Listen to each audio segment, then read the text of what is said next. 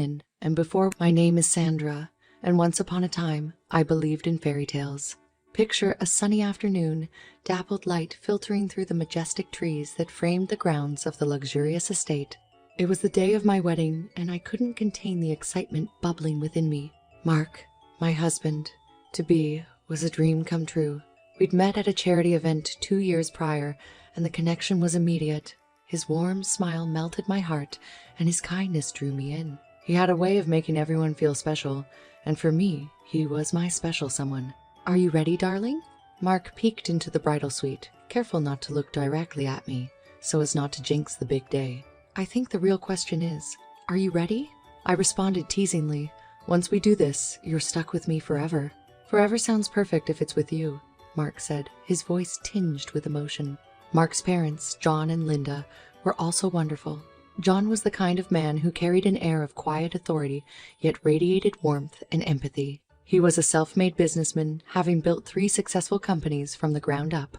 But beyond his accomplishments, what struck me was his kindness and how he welcomed me into the family. He went out of his way to make me comfortable, from asking about my favorite foods to ensure they were served at family gatherings, to offering financial advice. Linda, on the other hand, was a bit more reserved but incredibly supportive. She had a way of making me feel like I had gained not just a husband, but a new family as well.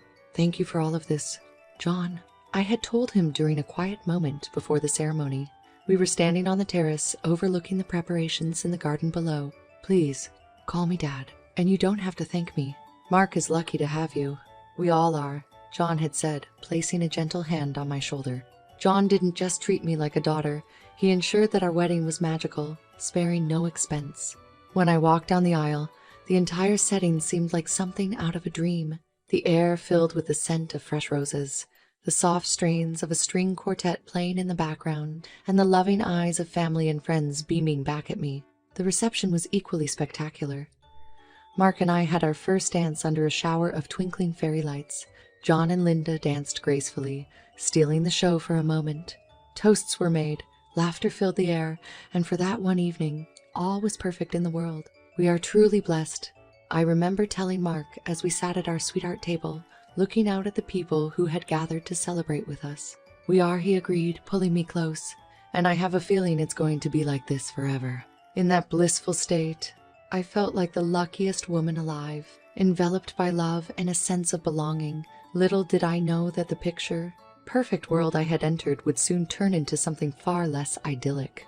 But that day, that beautiful beginning, was etched into my memory, a bittersweet reminder of how wonderful life could be and how swiftly it could change. It was a magical start, an enchanted chapter, and I closed that evening with my heart full of hope, love, and a naivety that made every emotion sharper, every moment brighter. A beautiful beginning to what I thought would be a beautiful life. Life has a way of propelling us forward, whether we're ready for it or not. A few years had passed since that magical wedding day. Mark and I had experienced our share of ups and downs, but nothing that ever threatened the foundation of our love. We decided it was time for a new chapter in our lives, one that involved a new home, our dream home. We'd spent months house hunting, touring countless properties, debating over kitchen layouts and backyard sizes, until we found it. A spacious 2-story house with an expansive backyard, a cozy fireplace, and even a little reading nook that I instantly claimed as my sanctuary. The day we moved in was chaotic, but the kind of chaos that signifies a new beginning. Boxes were strewn everywhere, but all we could see was the potential. How we'd decorate the living room, where we'd place our family photos, the kind of life we'd build within these walls. We were euphoric. After settling in, we knew we wanted to share our joy with our loved ones. So we planned a housewarming party. Invitations were sent, RSVPs rolled in, and before we knew it, the day had arrived. "Is the patio set up?" Mark asked, buzzing around like a bee, filled with both nervousness and excitement. "Yes, and the fairy lights are up. I think your parents are going to love it," I said, placing a tray of appetizers on the dining table. "I hope so. Dad's been looking forward to this." Mark smiled, capturing my hands for a brief moment. "He's been talking about firing up the grill with me ever since we bought this place. And he should. This house is as much a celebration of our families as it is of us," I replied. The party kicked off beautifully. Our home was filled with the laughter of friends and family, the aroma of grilled food, and the clinking of glasses and celebratory toasts. John and Linda arrived, bringing with them an overwhelming sense of warmth. "Sandra, this place is marvelous," John exclaimed as he walked in, eyes widening as he took in the space. "Thank you, Dad. It means so much that you're here." I hugged him tightly. "We wouldn't miss it for the world," Linda chimed in, her eyes twinkling as she handed us a beautifully wrapped gift, a custom painting that perfectly matched the decor of our new home. It was a touching gesture, one that epitomized the kind of thoughtful people they were. As the evening unfolded, there were heartfelt conversations and lots of mingling. Mark and John bonded over the grill, flipping burgers and exchanging jokes, their laughter carrying over the hum of party chatter. Linda and I found ourselves in the kitchen, sharing family recipes and even cooking up a quick dish together. "So, when are you two planning on filling up these empty rooms?" Linda winked at me as we were cooking, a playful nudge towards the idea of grandchildren. "In time, Linda, in time," I laughed, a sense of comfort enveloping me. I felt genuinely a part of their family. As the party wound down and we said our goodbyes, I felt a sense of completeness I hadn't felt in a long time. Our new house had been christened with love and laughter, and it finally felt like a home. That night, Mark and I collapsed on our still new sofa, exhausted but elated. "We did it. We really did it," Mark sighed, his arm around me. "Yes, we did. And it's just the beginning," I responded, my head resting on his shoulder. It was a blissful day, a memory etched in my soul as a reminder of what life could offer when filled with love and family. A perfect moment, captured in time, just before everything changed. And change, as I would soon learn, is the only constant in life. The days following John's death were bleak, each moment dragging like an eternity. I was wrapped in a fog of sorrow, as though wading through a swamp of despair that clung to me, refusing to let go. Plans for the funeral were underway, but the atmosphere was stifling with unspoken tensions and hidden agendas. Linda returned home, her face lined with grief, but her eyes strangely devoid of warmth towards me. Mark was distant, buried in his work as though it could serve as a shield against the inevitable pain that comes with losing a parent. 3 days before the funeral, Linda approached me in the kitchen. Her voice was cold, the kind of cold that cuts deeper than any blade. "Sandra, I don't think it would be appropriate for you to attend the funeral," she said, not meeting my eyes. "Excuse me." The words were barely a whisper, my disbelief shadowing any other emotion. "You heard me," she continued. "John's friends and associates will be there. It's a matter of reputation now." "Reputation?" I was the one taking care of him, loving him when everyone was too busy. "How can you say this to me?" I could feel my pulse quickening, my voice tinged with a mix of rage and disbelief. Linda leaned in closer. "Let's not pretend you did it out of love. You were hoping for a slice of the inheritance pie." It felt like a slap in the face. My eyes met Mark's, who had just entered the room. He looked between his mother and me, finally breaking his silence. "Mom's right, Sandra. It's best you don't come," Mark said, his voice devoid of the love and warmth I had known for years. I was stunned. The two people who were supposed to be my family had turned their backs on me when I needed them the most. Accusations of being a freeloader and insinuations that I could have had a hand in John's death circulated within those 4 walls, poisoning the air. The funeral came and went, a grandiose event that I was barred from attending.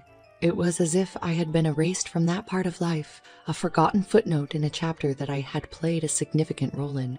Linda and Mark returned home, funeral programs and sympathy cards in tow, acting as though nothing had happened.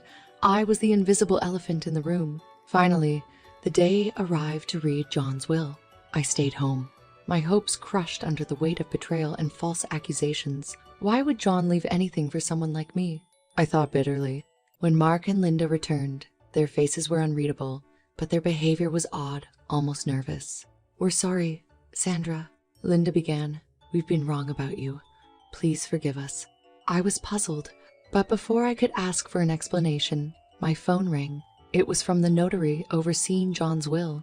He informed me that John had bequeathed all of his properties and businesses to me.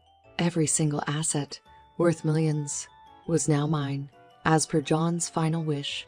It was as if the fog had lifted. I looked at Mark and Linda. My eyes finally opened to the depths of their treachery, and in that moment, a hard resolve crystallized within me. They had shown me their true colors, and it was time for me to paint a new picture, one that they were not a part of. You both need to leave. This is my house now, I declared, my voice steady. It's not that simple, Mark stammered. Actually, it is, I retorted. If you don't leave, I'll have the police escort you out. Stunned into silence, they gathered their belongings and left the home they could no longer lay claim to.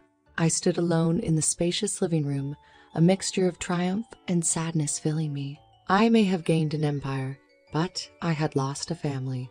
As I climbed into bed that night, I whispered a soft thank you to John, wherever he was. The next morning, I would call the best lawyer in town and begin the divorce proceedings. Mark and Linda had played their hand, and now it was my turn. The chessboard was set, and I was no longer a pawn. Revenge, as they say, is a dish best served cold, and I was just getting started. Morning light streamed through the curtains, casting a warm glow over the room that felt deeply incongruent with the chill in my heart. I stared at the ceiling for a moment, absorbing the gravity of my newfound situation. Today was the day I would make things right, not just for me, but also for John, who had entrusted me with his life's work. I pulled out my phone and dialed the number of the city's top divorce attorney, a formidable woman named Caroline, known for her razor-sharp wit and unyielding approach to law. Caroline, it's Sandra. We need to talk. I began, steeling myself for the path ahead. Ah, Sandra, I heard about John's unfortunate passing and the subsequent drama. How can I assist you? I want a divorce, and I want to make sure Mark and Linda get nothing from John's estate, I said, each word heavy but necessary. Caroline sighed. Well, given the circumstances, I can't say I blame you. Come into the office and let's hash out the details. At the law firm, we combed through legal documents, dissecting every potential loophole that Mark and Linda could exploit. Caroline was meticulous, ensuring that my claim to John's estate was watertight. Given the recent revelations, the court will likely look favorably on you, but expect them to fight back. Hard, she warned. I'm ready, I assured her. I've spent enough time underestimating them. Now it's their turn to underestimate me. Days later, we received the first counter, moved from Mark and Linda, a petition challenging the will. The audacity of their action was both infuriating and somehow expected, but unlike them, I had the law and morality on my side. We met in court, a grand room filled with a thick air of tension and unspoken animosities. Mark and Linda sat on the opposite side, their faces etched with a blend of arrogance and desperation. The judge began, "We are here to discuss the contestation of the last will and testament of Mr. John Williams. The stakes are high, and I expect all parties to conduct themselves with the utmost decorum." I took the stand first, detailing the months I had spent caring for John, the love and trust we had built, and the character assassination I had faced at the hands of those I had considered family. My testimony was a blend of facts, emotion, and unyielding resolve. Finally, Mark took the stand. "Your Honor, while it's true that Sandra took care of my father during his illness, we have concerns about the legitimacy of this will. We believe she might have coerced him into changing it." "Your claims are serious, Mr. Williams. Do you have proof?" the judge inquired. "No, Your Honor, but..." "Then your accusations are baseless. Considering the emotional and moral weight of the evidence presented, I see no reason to contest the will. All assets and properties will remain with Mrs. Sandra Williams," the judge declared, bringing down his gavel like a sword of justice. As we exited the courtroom, Caroline leaned in and whispered, "Well done, Sandra." Mark and Linda looked defeated, their ill intentions laid bare for the world to see. But for me, this was more than just a legal victory. It was a moral triumph, a vindication of love and trust over greed and deceit. As I walked out of the courthouse, my heels clicking with newfound purpose, I couldn't help but feel that somewhere John was watching over me, nodding in approval. Revenge may be a dish, best served cold, but justice. Justice was a fire, and it had just begun to burn. The air was thick with change as I stepped into what was now, unequivocally, my home. The victory in court had been satisfying, but now I faced the task of restructuring the companies and safeguarding John's legacy.